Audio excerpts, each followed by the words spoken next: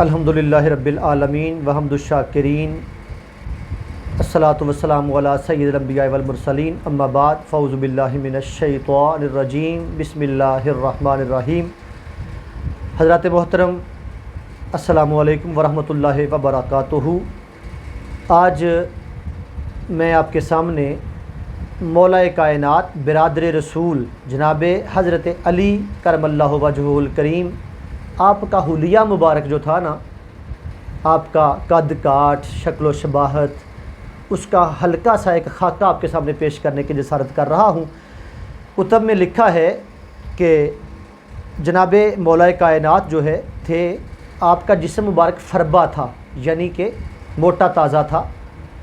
لاغر اور دبلا پتلا نہیں تھا۔ پھر آپ اکثر خود استعمال کرتے تھے، جو ایک ٹوپی تھی مخصوص قسم کی، آپ وہ استعمال کرتے تھے، جس کی وجہ سے آپ کے سر کے بال مبارک جو تھے وہ گر چکے تھے، اڑ چکے تھے۔ اور اس کے بعد آپ نہایت قوی اور میانہ قد، آپ مضبوط تھے اور میانہ قد کے مالک تھے۔ بہت زیادہ نہ دراز تھا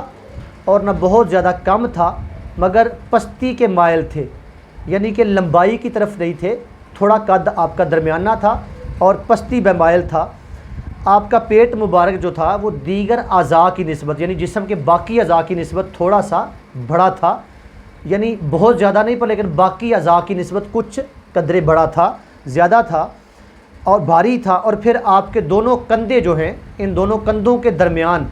گوشت جو تھا وہ ابھرا ہوا تھا، بھرا ہوا گوشت تھا، اور پیٹ سے نیچے کا جسم جو تھا وہ بھی بھاری تھا۔ مولا کائنات کے پیٹ مبارک سے نیچے کا جو جسم تھا وہ بھی کچھ وزنی تھا۔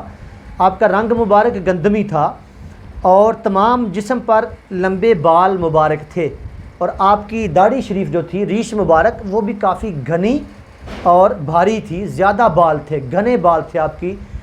سنت رسول پر، داڑھی شریف پر بھی گھنے بال تھے۔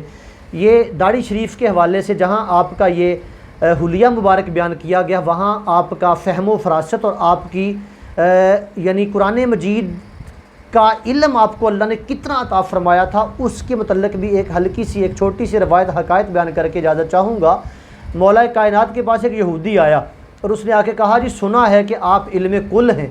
اور آپ فرماتے ہیں کہ جو پوچھنا ہے مجھ سے پوچھ لو، سلونی کا دعویٰ کرتے ہیں آپ، تو بتائیے کہ آپ کی جو گھنی داڑھی ہے اور میری جو تھوڑی سی داڑھی ہے، میری تھوڑی پر چند بال ہیں، کیا اس کا علم بھی آپ کے پاس ہے کہ قرآن میں اس کے بارے میں بھی کچھ ہے؟ کیا قرآن سے آپ اس کے بارے میں کچھ بتا سکتے ہیں؟ کیونکہ آپ مسلمان دعویٰ کرتے ہیں کہ جی قرآن میں اللہ نے ہر چیز کے بارے میں لکھ دیا ہے، تو کیا قرآن میں ہماری دونوں کی داڑھی کے متعلق بھی ہے؟ تو مولا کائنات کے فہم و فراست پر، آپ کے علم پر قربان جائیں، مولا کائنات نے فرمایا، سورہ اعراف کی یہ آیہ مبارکہ پڑھی، وَالْبَلَدُ الطَّيِّبُ يَخْرُجُ نَبَاتُهُ بِإِذْنِ رَبِّهِ وَالَّذِي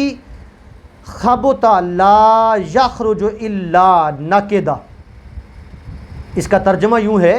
مولا کائنات نے فرمایا، آیت نمبر 58 ہے، یعنی جو اچھی زمین ہے اس کی ہریالی اللہ کے حکم سے خوب نکلتی ہے، اور جو خراب ہے اس میں سے نہیں نکلتی مگر تھوڑی سی مشکل،